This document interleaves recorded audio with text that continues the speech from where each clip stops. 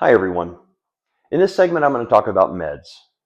Now, I've talked about meds over previous videos, some of the things that we're on, some of the reasons why we're on them, and I've also discussed the fact that I've been trying to wean her off the antipsychotics that she was specifically on coming out of the hospital in November of 23, because I believe that the decline has exceeded the need for those particular meds in order to curb aggression, which is why they were originally prescribed. So, again, I'm not going to talk about the specific meds. I want to talk about the types of meds.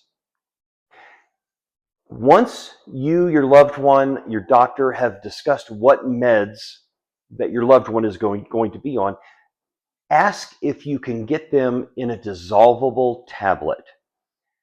That has been absolutely fantastic for us. Stephanie is at the point, she has been for a little while, where she wants to chew whatever pill I'm putting in her mouth. And so she doesn't always swallow it with the drink.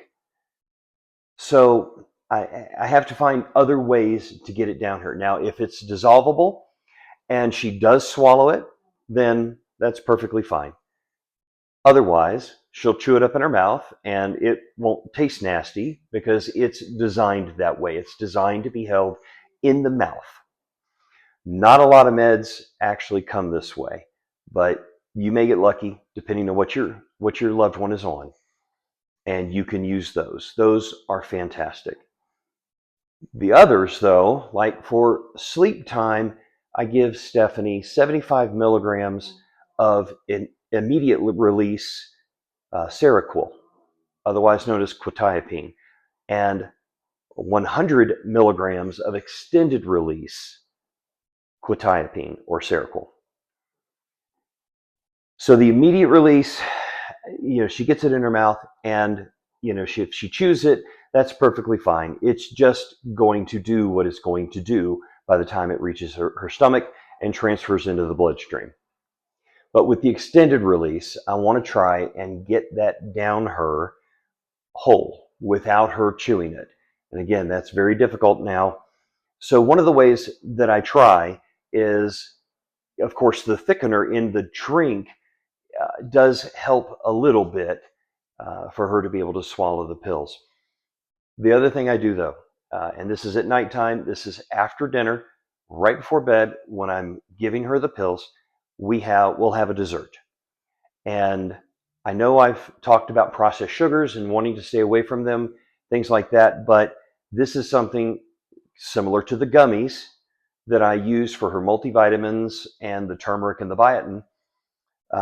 These are something that help me to get the extended release down her so that they can have the lasting effect that they're intended to.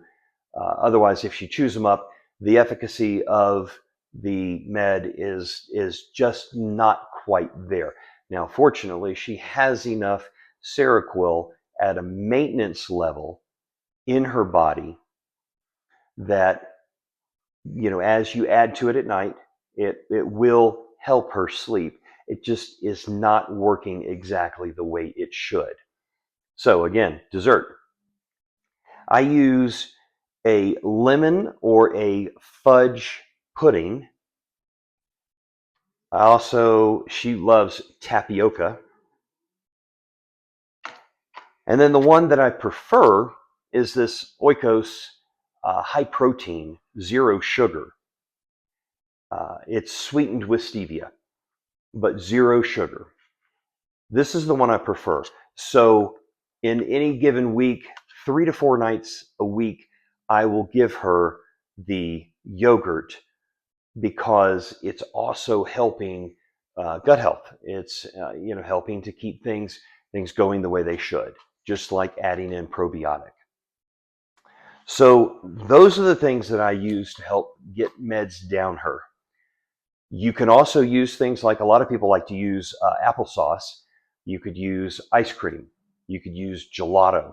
There's any number of things that you could use. You could even use a milkshake something a little bit thicker as a drink to help your loved one to swallow the med.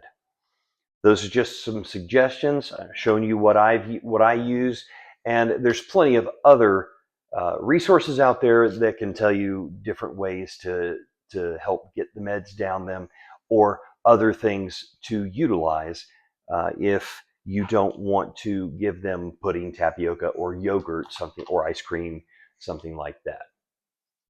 I hope that was helpful. May God give you strength on your journey, and I'll see you again soon.